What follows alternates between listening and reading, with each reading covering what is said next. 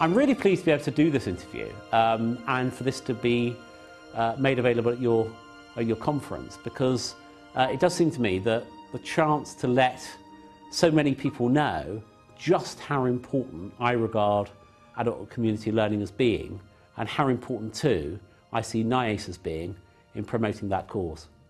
Organisations that survive 90 years must have something going for them. It's been the voice of adult learners, but it's also been very innovative in policy development, and the interaction of the two, I think, has been very profound and has become ever more evident and more relevant today than ever.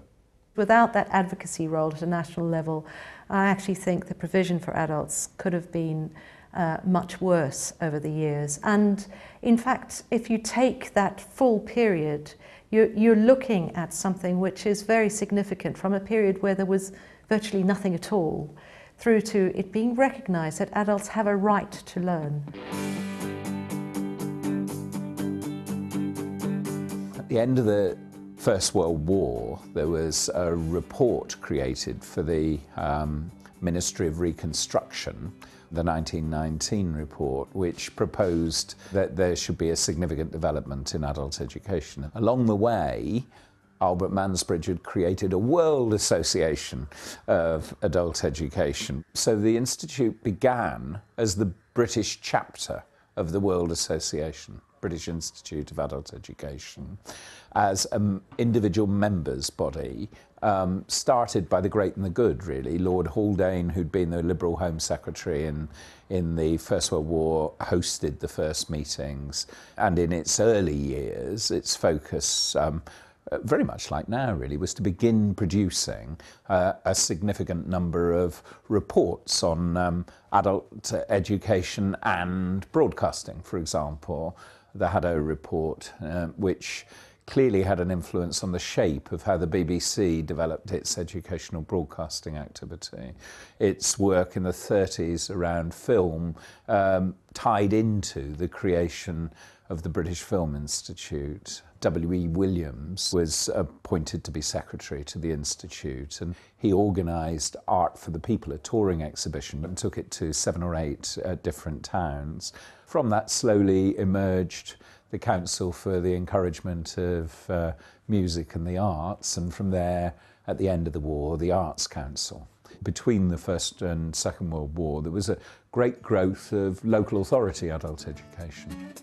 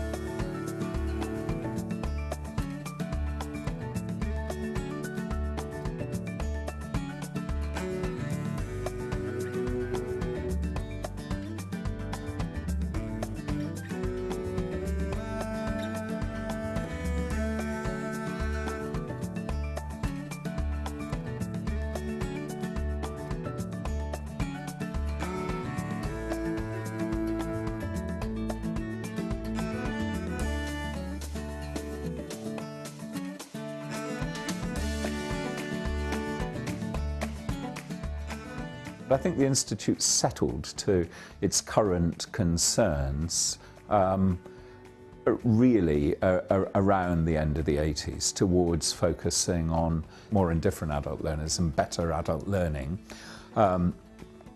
looking at who isn't there and what can be done about it.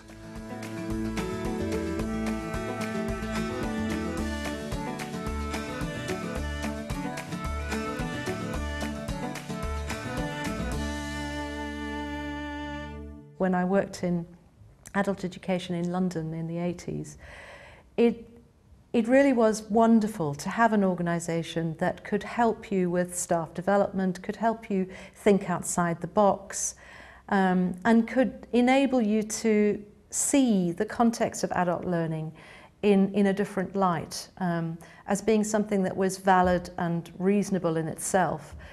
NIACE was very important to helping us professionalise and to become a workforce that could actually genuinely make a difference to adults' lives, not just in a voluntary capacity, but actually something that was genuinely professional. I was able, in the learning age, to touch a little on those aspirations which NIACE had built and is still building for people at times when governments switch away from a commitment to lifelong learning.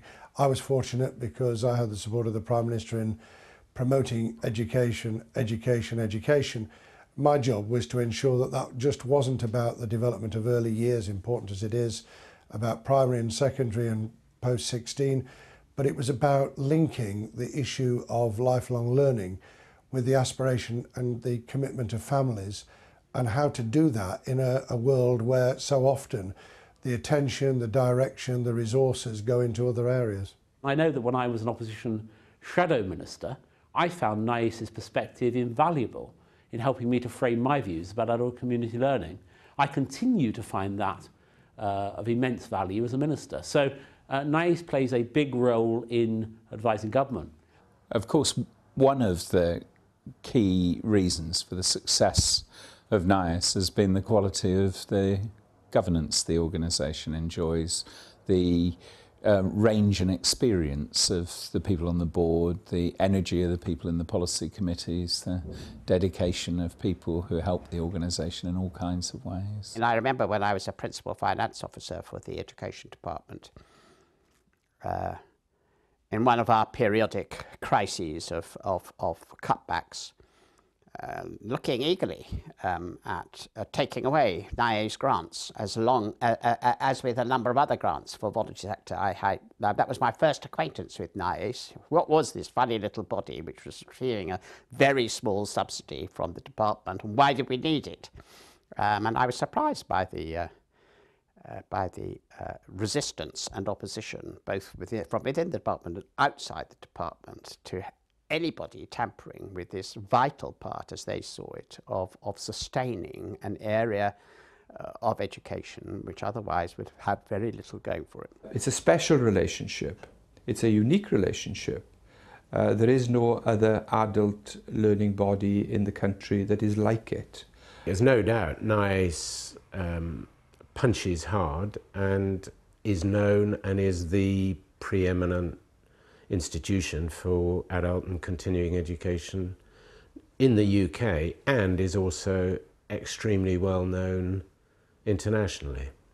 Without NIACE, adult learning in this country would be much more focused on a few people who felt it was something good that they had to do. The adult learning landscape would have undoubtedly suffered were it not for NIACE. NIACE, if it didn't exist, we'd have to invent it. It really is such a salient and critical part of that landscape. We thought what we've somehow got to do is to get the stories of adult learners in all of their diversity and complexity into the public domain, both to influence policymakers, but also to encourage people to join in, to think, well, if someone like that is doing it, perhaps I could have a go too. I think learning for me, it's basically empowerment, really. It's opened up my mind. It's revitalised me. It's just made a whole world of difference. It brings you out of yourself, and then you build up your confidence. The more learning I did, the more confident I was becoming. Yeah, I'm much more confident in being able to do the things I want to do.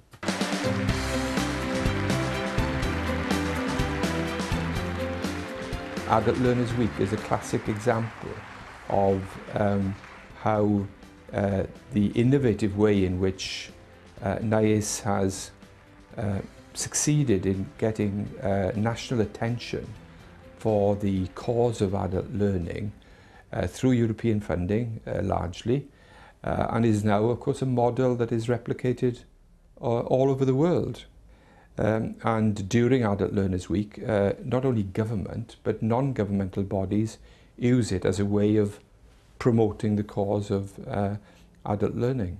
I think that NIACE has demonstrated again and again, not in the last decade, but over the last 90 years, what works, what needs to be done, how things can be improved in quite imaginative ways for adult learners. I think we have to ensure that we can show the difference adult learning makes in an empirical way. Now, I don't for a moment disregard the power of learning for the value of learning, for the very business of education. But I do think we have to make a solid case about the difference it makes to health, to mental health, to well-being, to creating the big society. I think the challenge for NIACE is almost the challenge for those of us who grew up in a different era, which is the challenge of the use of new media, of the way in which people now communicate, the way in which we learn, the way in which that is global and not just local, but not to lose the face-to-face, the contact, the love of learning, which comes from sharing.